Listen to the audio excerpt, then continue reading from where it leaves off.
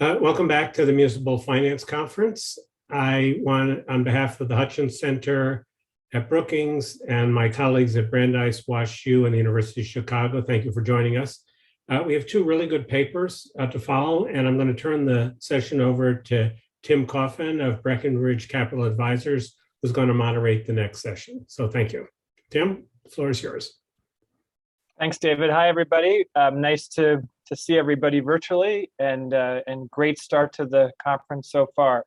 So again, the next session is going to be the presentation of two papers by their authors, and that will be followed by observations and comments from a discussant, and I'm going to each introduce them separately right before each paper.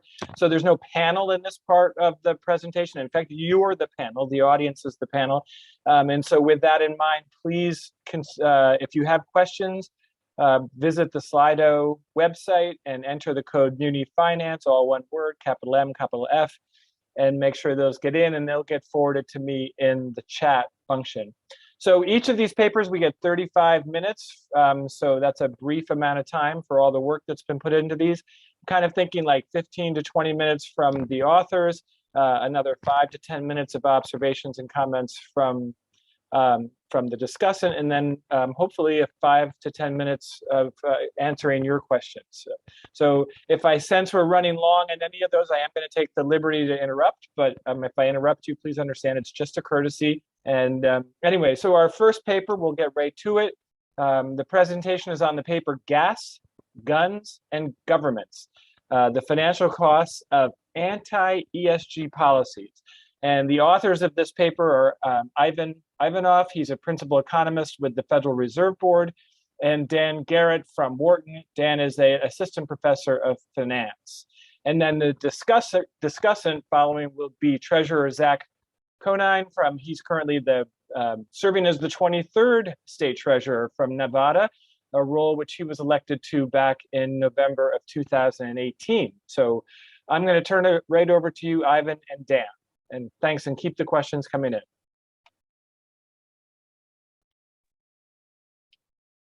Sounds great. Thank you. Thank you so much, Tim, for the introduction, and thank you so much to all of the organizers and sponsors for this event. It's a huge privilege to be here. As an academic, I'll say that it's kind of the highlight of our year to actually get to talk to the practitioners and the people engaging in the municipal bond space with our research and try to see, are we doing something that's worthwhile? So this is, I should note, joint work with Ivan Ivanov. And the views expressed in this paper are those of the authors and not those of the Federal Reserve Board or the Federal Reserve System. So let me jump into it and tell you about the kind of new conflict over ESG policies that we're observing right now. So there's a huge amount of interest in environmental, social, and governance impacts of investment decisions.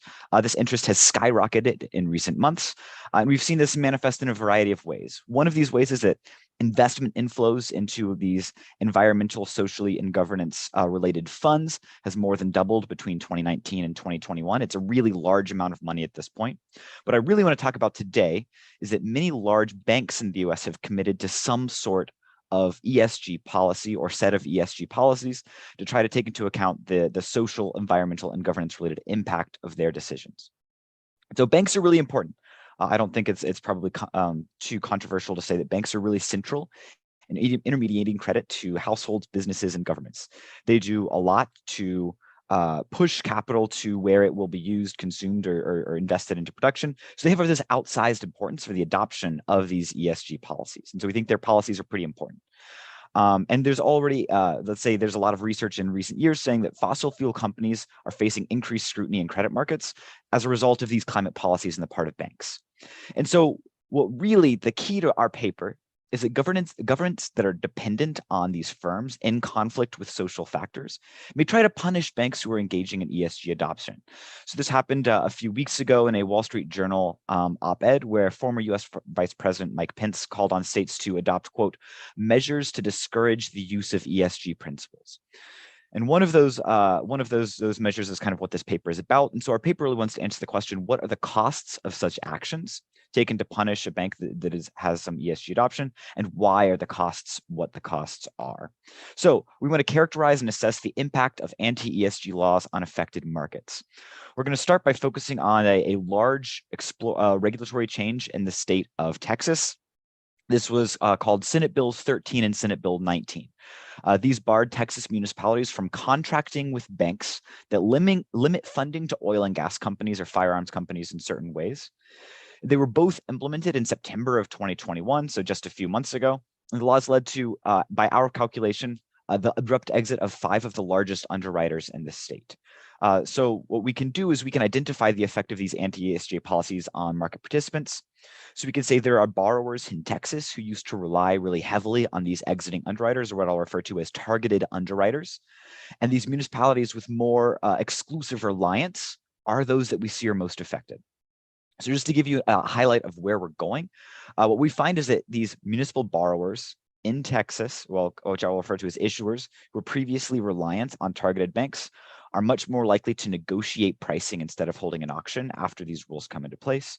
They receive worse pricing on bond offerings. Our estimates suggest, when taken at face value, that this suggests $300 to $500 million of additional interest costs on the $32 billion in borrowing in the first 8 months after the rules.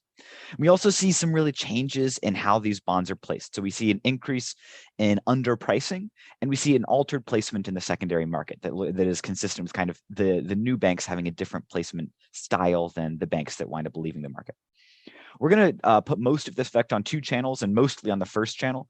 First, underwriter competition decreases. So we're actually able to look and zoom in on the competitive deals and look at the auctions that take place in Texas. What we can see is people who used to underwrite with these 5 targeted banks, given that they still hold an auction, they get a lot less bids, they get higher bid variance and higher winning bids, just kind of consistent with a decrease in competition in the market. We're also going to go through this placement that is reliant on smaller issuers. So we see in the first few days after a bond is issued, as it's being placed with investors, it's placed with a much larger number of smaller trades. So it looks like the trading patterns are a little bit different in secondary markets. So it looks like there is some real effect here on how these bonds are placed, and not just a pure competitive effect, although as we have time, I'll talk about how the competitive effect is the largest. So let me tell you a little bit about the background and about Senate Bills 13 and 19. So to give a really bird's eye view, we see it as some Texas lawmakers saw this rapid adoption of ESG policies in banks as bad for their state. Or as the Adams Heard article in 2021 described it, if you boycott Texas oil, Texas will boycott you, says Governor Abbott with the new law. So Texas Senate Bill 13, this was originally put forward in March of last year. What it does is it bans municipalities from contracting with banks that have certain environmental policies. And so they're no longer essentially allowed to participate in public finance in the state. There was a companion legislation that was passed a month later, which was Senate Bill 19, which was intended to be protective of firearm firms. This was called the Firearm Non-Discrimination Act. It prohibits governments in Texas from contracting with lenders that limit business with the firearm industry. And so this was also implemented on September 1st of 2021. So I'm not going to kind of disentangle these 2 things, but we're going to look at the combination of these things starting on September 1st of last year. Texas, I think we should all care quite a bit about. Texas is a really massive market. So they have about $50 billion of bonds issued a year, or about 1/8 of the total US municipal bond market. We usually think of them in the space as being generally competitive. In the underwriting data, we see 62 what we describe as regularly active underwriters. And the issues are representative of the public finance market. They have a combination of short-term notes and very long-term bonds that kind of is relatively representative of what we see in public borrowing in the rest of the US. And so for this reason, there are a bunch of papers that focus on Texas in particular. Also, Texas has a history of setting legislative agendas that other states can follow. I should note, there's a lot of literature going into what's happening and a lot of articles going into what other states are doing right now. So there are a large number of other states that are contemplating the same or similar rules as the Firearm Non-Discrimination Act, including Oklahoma. And so this is not something that's just restricted to Texas. This is something that I think by the end of this presentation, I'll convince you that is something we should expect more of going forward. Okay, the data sources here are relatively straightforward. In particular, I want to highlight we're using the basic data from Mergent, Mergent Municipal's database that's going to cover all of the basic characteristic of bonds, that's going to cover our offering yields and our identities of the underwriters. So what happens on September 1st is that we see a lot of really big banks leave the market right away. So we have a data-driven approach to try to identify which banks wind up leaving the market. And so we have a series of tests for being a large bank that does not submit a letter to the Attorney General's office in Texas, that underwrote at least 5 issues before September 2021 in Texas, and underwrites at least 5 issues outside of Texas after September of 2021. So this gives us a list of 5 banks: Citigroup, JP Morgan, Goldman Sachs, Bank of America, and Fidelity. These banks historically underwrote kind of between 10 and 40% of the market on any given month, and an average right around, 25% of the competitive market and about 35% of the overall market. And so we think these are a really substantial share of banks. And they were consistently a large share of the underwriting market. In September here, this is the dashed line I've written on the graph. The market share drops to 0. So none of these underwriters underwrote an issue in September. We can see later on, and I'll talk about this a little bit, Citigroup has been trying to re-enter the market. So I've included Citigroup in the solid blue line. The dashed red line doesn't include Citigroup, so it's only the other 4 banks. So we see they were a really substantial portion of the market, and then they are just gone after these rules. And so we're going to try to see what sort of effect this has on the market. So our empirical approach here is we're going to compare issuance outcomes around the implementation of the Texas law. So we're going to be looking at particularly from 2017 up through April 2022, and we're going to be trying to say what happens to bonds issued by Texas issuers who had relatively more of their previous bonds underwritten by exiting banks, or what we call targeted banks, after this rule. So essentially, after these banks leave, what happens to the borrowing outcomes for the issuers who used to hire these underwriters? So we're going to use what we call a difference in differences specification, where essentially we're going to define this targeted share for each issuer I, where targeted share is going to be the standard deviations of what share of your previous bonds were underwritten by these targeted banks. So one standard deviation is saying 24% of your bonds were underwritten by these banks. And so that's kind of what we can think of. In general, we want to compare an issuer who never underwrote with these banks before to an issuer who had 24% of their issuers underwritten with these targeted banks. Our outcome we're going to be looking at here in particular is going to be the offering yield and a dummy variable equal to 1 if an issuer uses a negotiation to place a bond. I should note that we're looking at September of 2021 through April of 2022. So one big concern is that interest rates were secularly rising quite a bit during this period. So we're actually going to use this phi sub t characteristic. This is going to be a day fixed effect. So we're only going to compare bonds that are issued on the same day. So essentially, we're going to take out any of this kind of change in prevailing interest rates and only focus on variation across different types of issuers to try to get around the fact that interest rates are not constant during this period. We're also going to be looking at we're an issuer fixed effect. So we're only going to be looking at changes in issuance outcomes relative to the issuer's own historical outcomes. So this is going to be getting around to the fact that there could be changes in the composition of who issues bonds in Texas. So with that, let me jump into some of the results. So first, I'll say the first outcome we look at is, do you hold a negotiation or do you have a competitive sale? And so I'm going to focus our attention here on this first column, which is going to be within Texas, comparing issuers with 1 standard deviation more reliance on the targeted underwriters to an issuer with 1 standard deviation less. So what we see is a 1 standard deviation increase in reliance on these previous underwriters leads to a 8 percentage point increase in the likelihood of having a negotiation instead of a competitive sale. This is economically a striking result. In Texas, about half of the bonds are placed by negotiation instead of competition. And we think negotiation is really important because this tells us the negotiation has a lot of flexibility that a competitive sale doesn't have. And so there's a lot of old literature that kind of says a negotiation is a really good thing to do if you have a very uncertain outcome in the market, or if there's a high level of market uncertainty about what the interest rate could be, or about whether you'll be able to get financing at all, that you might want to negotiate because it gives you some flexibility. And so we do see, it looks like issuers think that there is a lot of uncertainty in the market, and so they're fleeing from competitive sales to negotiated sales. If we focus here on the fourth column and we look at only those issuers who have more than half of their previous issues underwritten by these targeted banks, they have a 25 percentage point increase in the likelihood of negotiation. Essentially, you can think of that as going from 50% to 75% likelihood of negotiating. And so if we can graph this out over time. So these are in quarterly estimates going from the first quarter of 2017 through the second quarter of 2022, or through April of 2022. We can see historically from 2017 all through the craziness that happened during the COVID period, there's not a huge change in how in how negotiations versus competition are done, but there's this massive spike for these borrowers after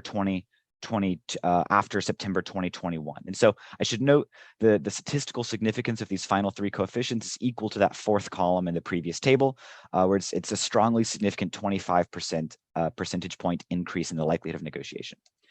When we turn to offering yields, this is what we think of as kind of the policy relevant. Are costs increasing? And again, if we focus on this first column, a 1 standard deviation increase in the targeted share, we associate with a 9.7 basis point increase in the yield.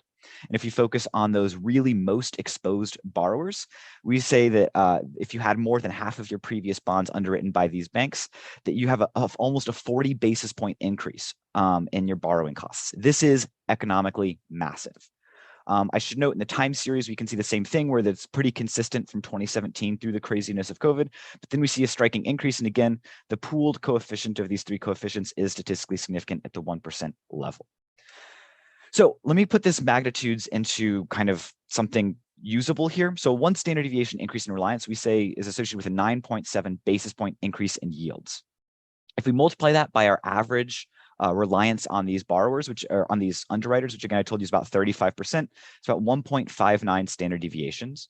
If you multiply by that by the total amount of borrowing and the duration of these bonds to get an idea of how much more money would Texas municipalities have raised if they had raised this, issued these bonds at a yield that was 9.7 basis points lower per standard deviation of reliance on these banks. This gives us a magnitude of $0.3 billion or $300 million for all of the borrowing done in Texas during the first 8 months after this rule. So I'm gonna skip this for the sake of time. I just want to mention, instead of comparing within Texas people who are more and less reliant on these targeted underwriters, we can instead compare Texas borrowers who are reliant on these underwriters to borrowers in other states, say Florida or Illinois, or in any number of states. Well, we do all of the states, then we do different groups of states. But we can essentially compare within Texas, these borrowers that used to borrow through JP Morgan or through Citigroup, they're really large. And so we may think they're different than different borrowers who didn't borrow through JP Morgan before.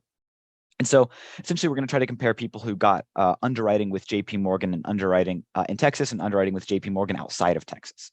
And so when we do that, we actually, in the negotiation, we see, remember, our original coefficient was 8 percentage points. Now it's 7.9 percentage points. It's still very, very similar when we compare these exposed borrowers in Texas to similar borrowers outside of Texas.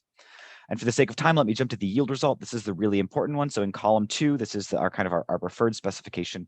A 1 standard deviation increase in reliance on these targeted banks in Texas is associated with a 12.4 basis point increase in cost. So it's actually bigger when we compare Texas to states outside of Texas instead of kind of Texas exposed borrowers to unexposed borrowers in Texas. We can do a bunch of robustness. So essentially, there are lots of decisions we have to make as we try to do these comparisons about what is the comparison group, how do we structure the controls, how do we structure the actual measurement of our variables. We actually find very, very similar results across a bunch of different specifications. So we think this is a very robust result. Texas borrowers are paying a lot more after they lose access to these 5 underwriters. So just briefly, I want to mention 2 channels. So we can look at just when we restrict to the set of auctions, we can say, we can look at 3 outcomes using our original kind of difference in difference specification, where we can say, are the winning bids going up, which is defined in terms of yield to maturity? Are the number of participating bidders going up or down? And is the variance of submitted bids going up or down? I'll note for all 3 of these outcomes, targeted share is associated with an increase in the winning bid, or essentially you're paying more interest on the bonds. One standard deviation is increase in targeted shares associated with about 0.77 less bidders and an increase in bid variance. So all of this is consistent with the idea that market competition is decreasing as the number of bidders, and they're shading their bid. The remaining bidders are shading their bids quite a bit more. Also, we can look at the placement of these bond offerings. So we know that the kind of role of these underwriters is to place bonds with final investors. So the targeted underwriters are just potentially different than than the remaining underwriters. They usually have large national distribution networks. And so it's likely that issuers have less access to these specific networks of these banks after the law's implementation. And so we do see this as increased underpricing, although the effects we see on underpricing are quite small. They are statistically significant in some specifications. But what we really want to focus in on is anything that's kind of look different about how these bonds are placed. So I'm going to show you 3 outcomes here, which are the log number of trades, the log trade size, and the total volume. I'll note first, customer volume is increasing and statistically significant at the 1% level. Dealer volume is statistically kind of a mess, so I'm not going to look at these dealer columns too closely. Customer volume is increasing, but it's worth noting the average trade size is decreasing substantially by about 13.4%, and the number of trades are increasing. So although we do see kind of an increase in volume, which we might think of as good for liquidity, this is a real difference in how these bonds are being placed after the rule. I'll just briefly note before I conclude, there is a mechanical impact of some of these choices. So we can say, we showed there's a big move toward negotiations, right? And so we want to get an idea of how big could this increase in negotiations be in terms of explaining the results we see in higher borrowing costs. So there are several papers here, and I know there have been papers here presented at this conference before that find estimates of large cost increases, or in terms of the yield to maturity, for bonds that are issued via negotiation instead of by competitive sale. So how much could that explain? So we say that explains about 1.5 basis points of our 12 basis point effect, or about 12% of our total effect. So that increase in negotiations as a share of driving the cost increase is very small. The underwriter identity we think of as nesting things like what is the distribution network of the underwriter? Is this underwriter able to place bonds with the investor with the highest value? So we can try to say, and we use a series of underwriter fixed effects to try to define this. We find that this only explains about 17% of the yield increase. So when we combine the switch to negotiations and the mechanical impact of underwriter identity, which we might think of as kind of nesting this change in how bonds are placed, it only explains a total of 29% of our cost increase. So about 9 basis points has remained as unexplained by the observable changes of the offering and underwriter type. So the story I want you to take away is there is a big change here. There's a lot of changes in behavior, but the yields go up a lot more than can be explained by the changes in behavior. And so this is really indicative of likely that competition is kind of our driving factor here. So let me briefly conclude. ESG policies can pose a significant challenge for jurisdictions that are reliant on what we think of as less sustainable industries, such as oil and gas or firearm manufacturing, or et cetera. So this Texas law really highlights how governments around the world, not just in the US, can respond to ESG policies and attempt to punish banks. I do want to highlight in the US, I think we're going to see a lot of these fights in this municipal space. This is something that states have a lot of control over, how they can do government procurement of financing. And so I think this is a place we're going to keep seeing this happen. It's worth noting banks do leave the market. The ESG policies for these banks is not purely greenwashing. The affected governments do incur higher borrowing costs and a lot of reduced access to external finance that we see manifest as a striking increase in the amount that they're paying for financing costs.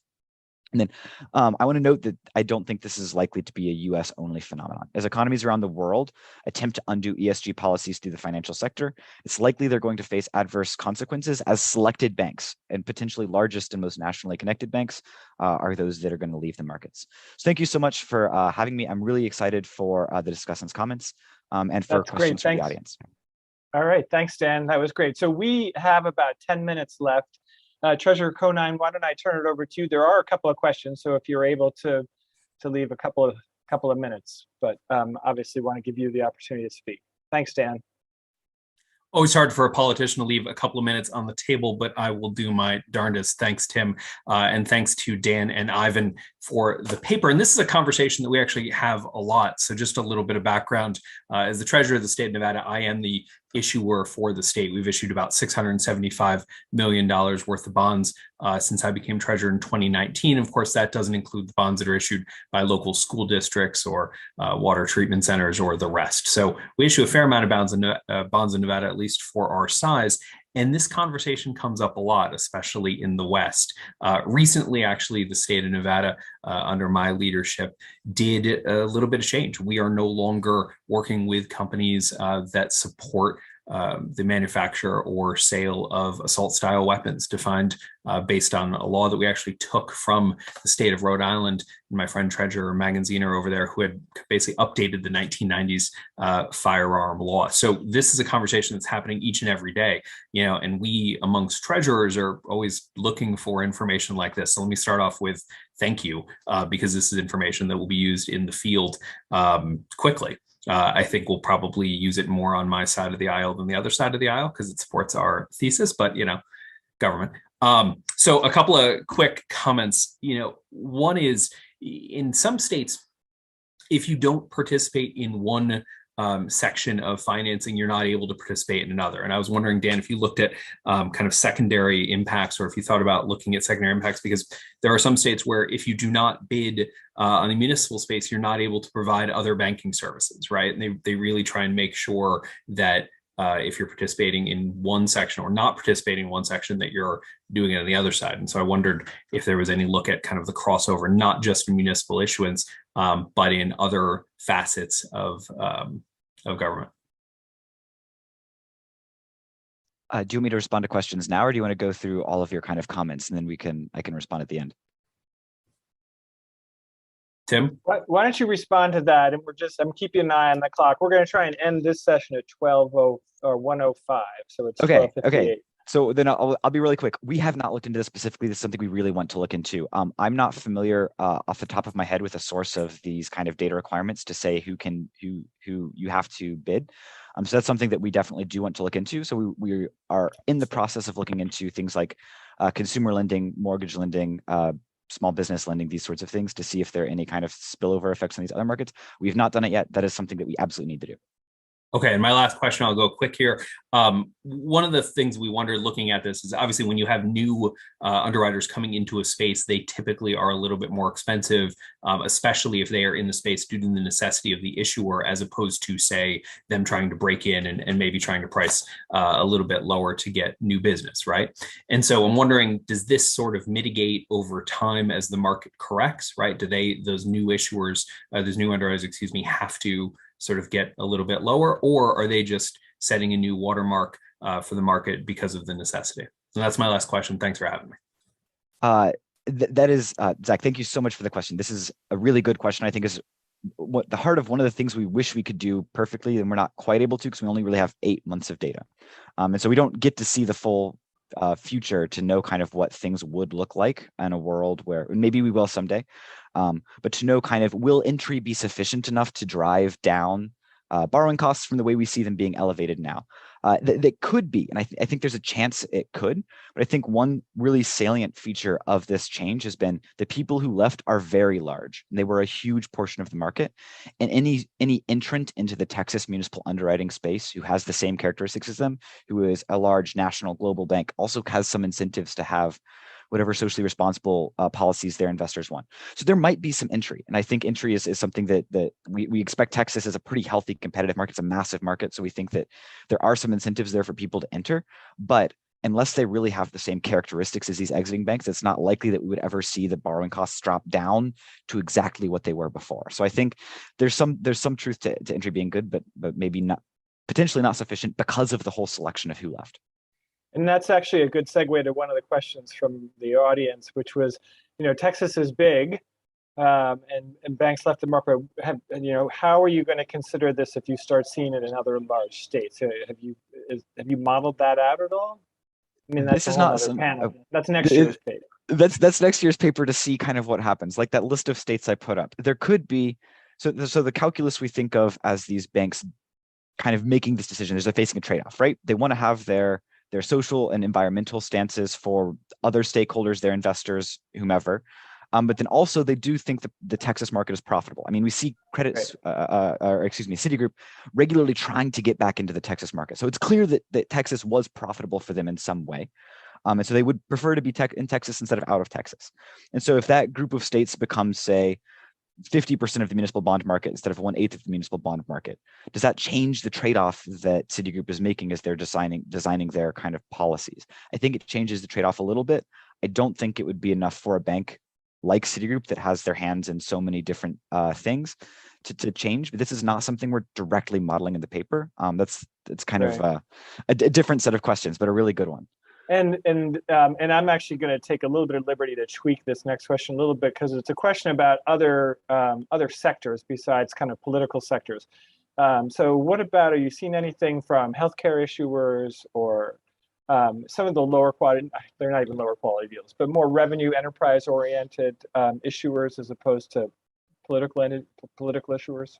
So all issuers in Texas, as far as we can tell, are subject to Senate Bills 13 and 19 from last year. Okay. So if you were a borrower in Texas, so this is, for instance, one of the kind of contentious moments in the last few months has been Dallas-Fort Worth, which is so again, so your answer makes it so I shouldn't have tweaked the question, because the question is better than I gave it credit for. It. How is this impacting lower quality issuers, right? Where there are fewer underwriters to show up at those deals to begin with, right?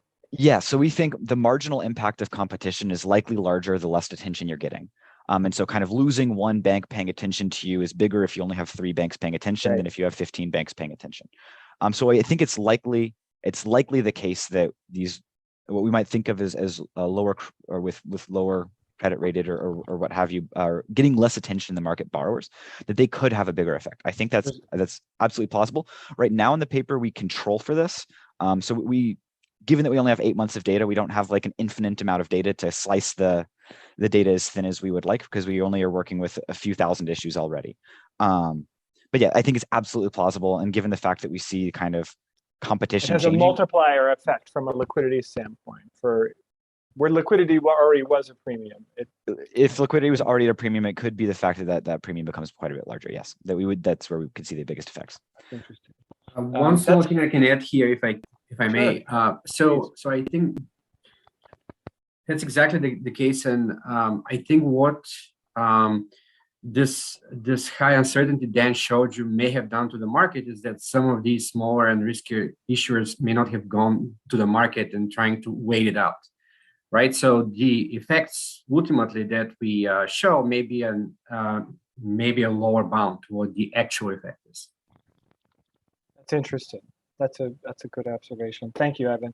And I don't know if where this comes in from a protocol standpoint, but I'm going to take advantage of my role with the microphone here. I do, so Breckenridge, you may know, we've been integrating ESG now for over a decade, and I would like to point out that I think a lot of and you're not alone here, Dara, everybody is conflating ESG with negative screening, and they really are two different things. Screening out sectors, whether it's screening out sectors really was really pioneered by faith-based investors. So, I mean, Quakers have been screening out treasuries and other kind of events, that they believe are conflicted with their faith. Catholics often screen out pharmaceuticals and life sciences, and certainly in environmental foundations and schools and universities sometimes will screen out fossil fuels. But ESG, by design, is really an investment philosophy that is intended to take a more holistic view of risks and opportunities by better understanding the sustainable business practices of companies or local governments, and how well they will, it's about raising your sightlines on the horizon and considering things like whether it's climate or governance factors or social issues and things like that. So ESG really is not political. It is about identifying sector-specific, decision-useful sustainability factors that give investors a more holistic view of what they're investing in over the medium to long term. So just using my position here. Everybody's getting it wrong, but they are two different things. Negative screening is a policy decision. ESG is an investment decision. I appreciate that. That's something that I think we could do a better job being really clear about. So thank you. Well, thank you. That was a great presentation, and Treasurer Conine, thank you for your observations. It's an interesting point as well. And so here we are, right on time for the second paper. And this is the title of this paper is The Information Content of Municipal Financial Statements. So we have the authors of this paper, Christine Cooney, who's I hope I'm pronouncing your last name correctly, Associate Professor of Accounting at the Stern School of Business at NYU. And Ken Lee is an Assistant Professor of Accounting and Financial Management at McMaster University in the great province of Ontario. And Anya Nakamorina is the Assistant Professor as an Assistant Professor of Accounting at the Yale School of Management. And also Ed Watts, he's also an Assistant Professor of Accounting at Yale. And so those are the authors of the paper who will be presenting it. And then Ivan is switching hats for this panel and will be the discussion. And again, Ivan is an economist with the Federal Reserve Board. So I'll turn it right over to the authors. And again, let's try and follow kind of the same. We have 35 minutes. Let's try and do kind of 15 to 20, followed by 5 to 10 and 5 to 10.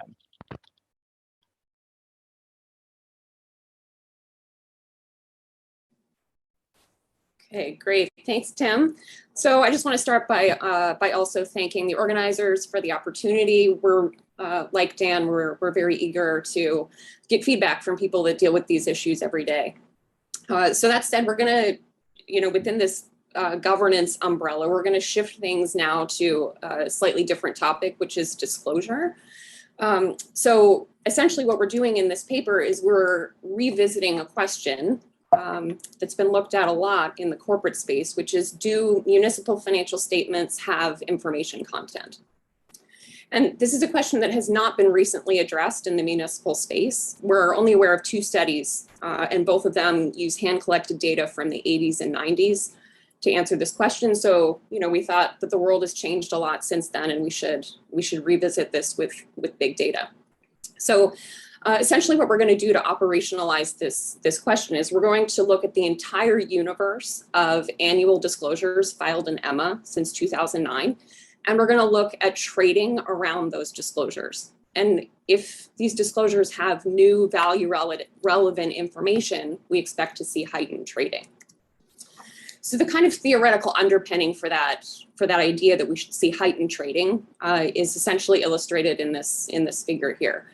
So basically the idea is that before the disclosure, investors have heterogeneous beliefs. So they all believe different things about what the value of a bond is. The disclosure comes out and the investors update those prior beliefs differently. And we end up with a new kind of post-disclosure value, a belief for each investor. Okay, so with that kind of framework underlying our question here, there are a lot of reasons to expect why trading will not increase around municipal disclosure filings.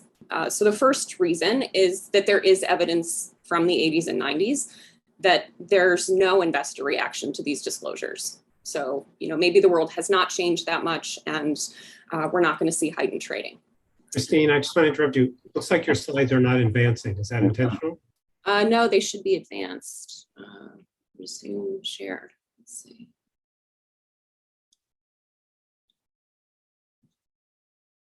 All right, maybe I'll stop sharing. Can you see it now? No.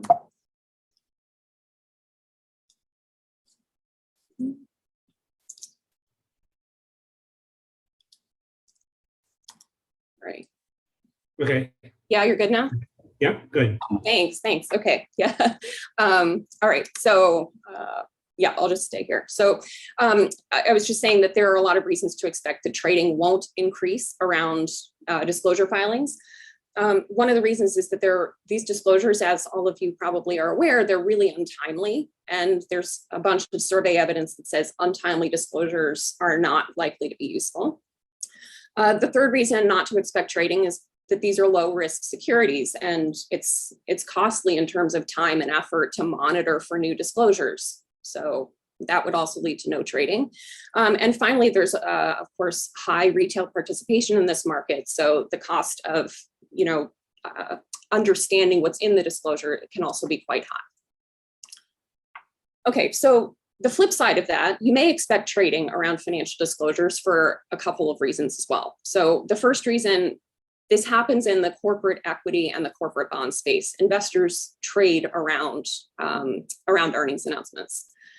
Another reason to expect that you might see trading is based on survey evidence again. So in the Municipal Finance Journal, there's a study that surveyed municipal analysts and found that 80% of analysts believe financial statements are useful.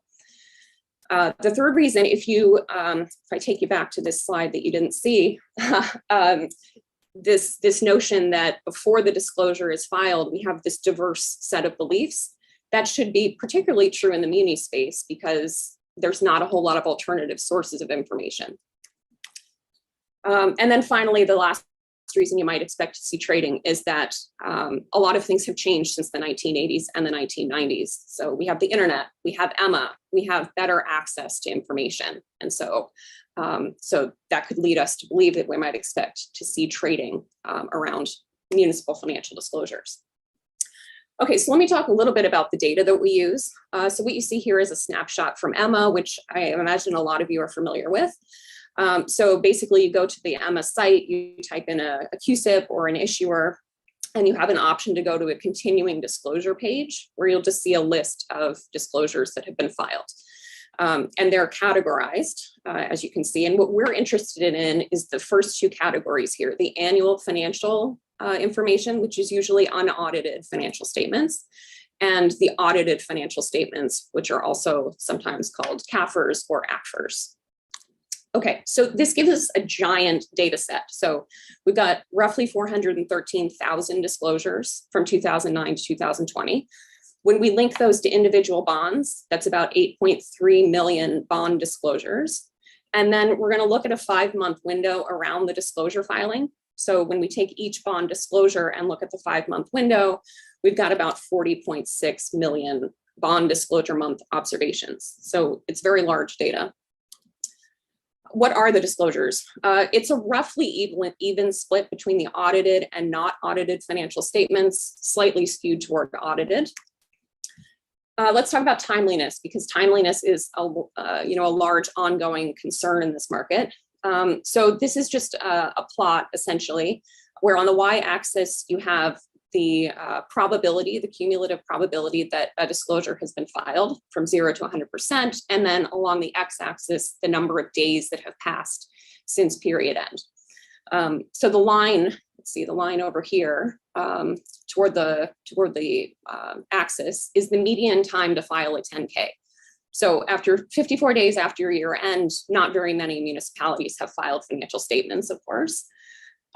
Roughly, let's see, 50% of our sample have filed after 191 days. And once you get a year out, about 90% of the sample has filed. So these are not very timely disclosures, but there's a lot of variation in how timely they are. All right, what are the bonds for? About a third of the sample is for education, primary and secondary education. Another third is general purpose, and then the final third is a variety of other things. Okay, so we're going to look at trading activity around the financial disclosure filings. So how do we measure trading activity? So we're looking at it in 3 different ways. So we're going to look at turnover, which is the percentage of the par value of the bond that's traded in a month. We're going to look at volume in thousands of dollars, again, trading per month, and then the number of trades that occur in the month. And the reason I wanted to show you these statistics is because if you look even at the 75th percentile, those measures are all 0. So as you know, this is a really illiquid market. Okay, so what do we find? Well, this is just looking at averages. So we're not controlling for anything here. This is just simple averages in the 6 months around the disclosure filing. Okay, so what you can see here, this is using turnover. You see a spike in trading activity and turnover in month 0, the month the disclosure is filed, and the month after. So months 0 and 1, we see heightened trading activity. You see the same thing with volume, and you see the same thing with the number of trades. So we've got kind of corroborating evidence here across these 3 measures. Okay, now of course we should formally test this, right? So we put it into a regression framework where we control for time to maturity, time since issuance, and rating. We also include bond disclosure fixed effects so that in this 5-month window, for each individual bond, we're taking out the mean level of trading activity so that we can look at the individual bond and see kind of any variation that happens in month 0 and 1. So this disclosure month variable that we have here, it's equal to 1 in the month of the disclosure and the month after. Okay, and what you see here after we've controlled for these things, you still see a positive and significant increase in trading activity across all 3 measures. In terms of economic significance, this is about a 1% increase in trading, which seems small, but if you think back to how infrequently these bonds trade, it's economically important, even though it's not, highly significant. Okay, so this is kind of our main result that I wanted to share with you. It's in contrast with, with the prior literature from the 80s and 90s. So it suggests that the world has changed since then. Now, we want to do a couple of course, tests to dive deeper into this and understand why this trading happens. When does it happen and why does it happen? Okay, so the 2 things that we currently do is we partition by trader type. So this is just based on trade size. So it's just the standard cutoff of greater than 100,000 is institutional, less than 100,000 is retail. And so we see across all of these measures that trading activity increases for both institutional and retail trades. So it's not driven by one or the other. It's both that increase trading. Statistically, the retail increase is a little bit larger than the institutional increase, which does stand to reason, right? Because institutional investors likely had access to some of this information prior to the disclosure, whereas it's more likely to be new information for the retail. Okay, we also partition on timeliness because, of course, timeliness is a regulatory concern in this market. So we split the disclosure sample into those that are the least timely. So the least timely is the quartile of the sample that takes the longest to file, and then the rest are the more timely disclosures. So let's see, that is 261 days is the cutoff here. Okay, so you can see visually here, our findings really only exist for the timely disclosures. The less timely ones, not surprisingly, this information is either stale or it already came out from another source. There's not a trading response around those disclosures. We confirm that, of course, in the regression framework, we formally test it. So timely disclosures, there's a pronounced reaction. The least timely disclosures, which is more than 9 months after period end, there's statistically no reaction. Okay, so those are the kind of key findings that we wanted to share today. So essentially, just to kind of recap, we're just revisiting this kind of age-old question: do financial statements have information content? And we find that investors trade around financial disclosure filings. It's consistent across retail and institutional. It's more pronounced when the disclosures are timely. And so we conclude from that municipal disclosures have information content. Okay, so I'll stop there. And I want to say thank you, of course, to the organizers again and the discussants.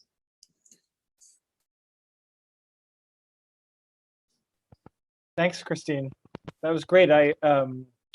Really interesting. I have a lot of questions myself, but I want to first turn it over to the discussant, Ivan, for some observations and comments.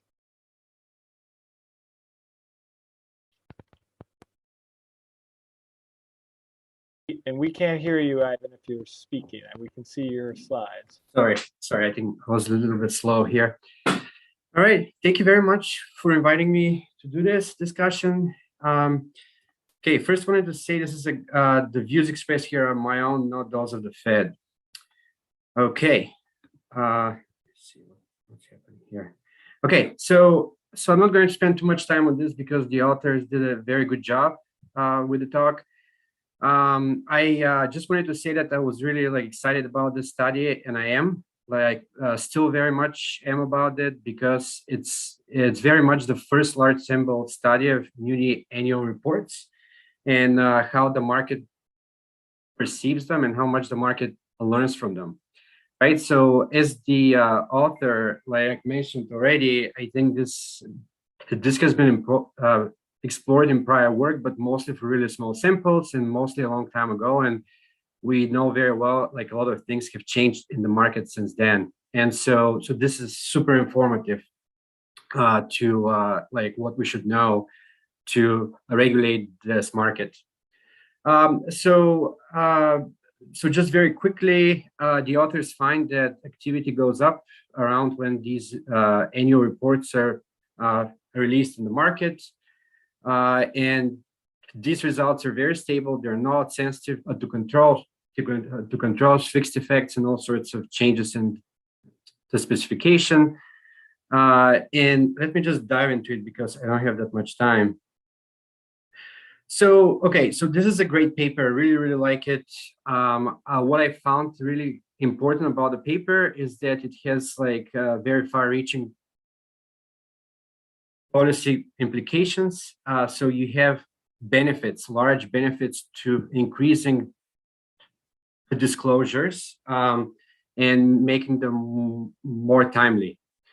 So why is that? Well, because even like 9 months after the information, basically 9 months after, these reports still carry a lot of value. So my comments relate to 3 main points: empirical setting. The authors, I think, can also do more in terms of showing some heterogeneity. And then there's some other points on the secondary market intermediation, and I think we can learn a little bit more on that end too. So, okay, so the first comment is very basic. I think the authors can easily deal with that. So my concern here is that the annual report may be released around the time when issuers release other type of information. So one such example here is that issuers can release information about important events over the life of the bond, such as bond calls and refundings. And I can give you these 3 examples here of these 3 entities that did exactly that. They released their annual report, and then like a week or 2 later, they announced a bond call or refunding. So what I was wondering here is, do you see this always happening around releases of annual reports, or this relates only for some issuers? And I think either way, you can account for it. You observe these data, so you can either control for that information, or you can separate the sample as to those reports that are tend to are released at the same time with other type of information, and those reports that are not. So this could be like something nice that you could do here. Okay, so what I would like to understand more is also if there's like 3 trends. So these charts that you showed, they're very nice. So they basically show you how things evolve in event time. So far, it seems like there's some weak evidence of pre-trends and reversals, which is which I think it is not an issue at all for you. I think it would just change the story that you tell a little bit. So to the extent that you have reversals, this would mean that the muni bond investors wait for this information to arrive. They trade at the time this information arrives, and they trade less afterwards, which is like fine for you. But pre-trends are interesting as well, so I think you could look into that. Again, I don't think it's an issue for you. This may mean that the market spends effort to understand what information would be included in this report, or you may have some information leaks. One other thing that I wanted to ask here is whether these reports are predictable, whether they occur at the same time each year. So I think that's something that you can also easily answer. And I think it would be useful because to the extent that the market has some expectations of like where things would end up, some of more sophisticated investors may trade in preemption to these reports. And I think you can like relate predictable to the ones that are not predictable in terms of like how things evolve. Okay, so the second point, I think I have a number of things that you could look into. I think they would improve the paper. You can look at the subsets of the data where these annual reports are most informative. You know from the prior work that large issuers, they tend to supply more information to the market.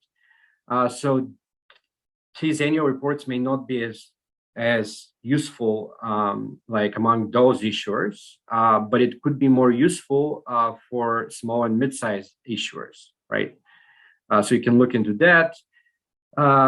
Information, as we know, is a lot more useful for weaker issuers or like bonds that may not be rated.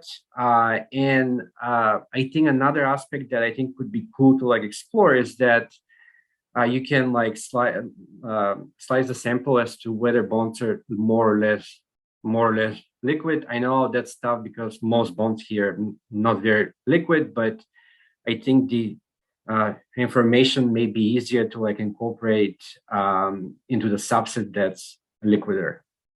So something to look into. For the other ones, audited is something that I think would be nice to look at. Audited reports have more information than the ones that are not audited. And like, I know this is not related to your paper as much, but maybe you can look at whether this informativeness also does change when market uncertainty also changes. So I think all of these tests would be really nice to show, and I think they would improve the paper. I think we can learn more. Now, my final point here relates to, like, it's actually a few points in this point, really. So I think it would be nice to see whether the trading activity comes from like dealer or customer trades. I know you have like a size split in terms of the trade, but I think in the EMA data, you can basically look at whether this was an intermediation chain trade or whether it was like an end user trade. I think that's important for how we interpret the results as well. For example, in the notation of Lee and Schurhoff here, you could have like a really long intermediation chain, the first case right here. So this basically would imply like a relatively little like increase in overall end user trades relative to overall trades to the second case where we have like just one intermediary between the buyer and the seller. Now, this would be helpful to like gauge how important for the market these like reports are. I mean, either way, I think these reports are going to be like important, but they're probably going to be slightly more important in the latter case. Now, the other thing that I think could be good to look at is whether relevance of these financial reports have changed over time. I know your time series is not very long, but I think you could still do something on that end. Since 2009, we have both information and trading costs being lower than they are now. So it might make sense nowadays for these investors to just trade directly rather than wait for the annual report to like arrive 9 months later, right? So I think you could see my point here. The final thing I would like to recommend, I don't think it's a must-have for you, but I think it would be nice to look at, is basically you can look at abnormal returns around these announcements. I know that some annual reports would imply negative information, some reports would imply no new information, some others would imply positive information, but I would just look at the distribution here relative to the average month. And I think I would like to recommend here a study by Korenagia, Hunt, and Nguyen, which I think you can use their methodology to build abnormal returns. Okay, so I'm done here, but I want to say again that this was a great paper. I learned a ton from it. It's a very, very useful paper for policymakers, and I recommend everyone to read it. Thank you. Thanks, Ivan. That was very helpful. Christine, do you want to take a few moments? We have about 8 minutes. Do you want to take a few moments to reply to any of that, or do you want to? I mean, I'll just say, thank you, Ivan, because those were all really helpful suggestions, and they're all things that we should do. So that's kind of exactly the kind of feedback we were looking for. So thank you. That's great. And then a couple other questions just coming in, and this is maybe related to Ivan's point about dealers versus customers. Although I think maybe this could. Did you look at all at the timing from an underwriting from a new issue? So secondary market trading tends to drop off pretty abruptly after a new issue comes to the market. And so is some of this disclosure from official statements, or is it all CAFRs? And is there any way to say how much of it might just be a new issue being digested by the market? Yeah, I imagine my co-authors will want to chime in here, but this is all secondary trading. So we've excluded the new issue period here. Yeah, and I think this points to a little bit of Yvonne's point on kind of like pre-trends as well, and we should probably show it. Like if you just look at figures of bond age, it just plummets essentially. So there's downward secular trends. So the fact you see a spike in general, it's kind of like it's biasing against it. But I think to the question, one thing that we want to do, and we just haven't had time, is kind of maybe there is additional trading around new issues kind of in the secondary issues where there's reallocations. And I think that that's interesting to know, and something that we'll certainly want to kind of pull into the paper at some point. Right. The very notion of underwriting is the dealer taking bonds down into their inventory and providing liquidity. And sometimes it can, I mean, I've seen the charts before, the drop off, I mean, everything from that point on becomes secondary trading, right?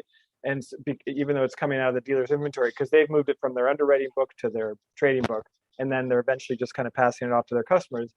So it might be, I don't mean to unpack this person's question too much, but it might be good, to look at the distance from the underwriting, timing from an underwriting, and is the release a CAFR or an offering document that you're measuring from? Yeah, that's a question. And then in terms of, sorry, I'm trying to understand the question as I read it here. In terms of least timely filings, do the least timely filings have negative news surprises? So the kind of the most random, which would then lead to more trading and increase in yields? Yeah, so yeah, that's a good question too. So at the moment, the disclosures are unsigned. So we haven't really found a way to figure out what's negative, what presents negative news, because it's hard to know, what did people expect when the disclosure came out, right? It's not like there are like forecasts or something that we can compare to. So it's possible. It could be that that the later filings tend to have more negative news, but at the moment we haven't been able to identify that in the data.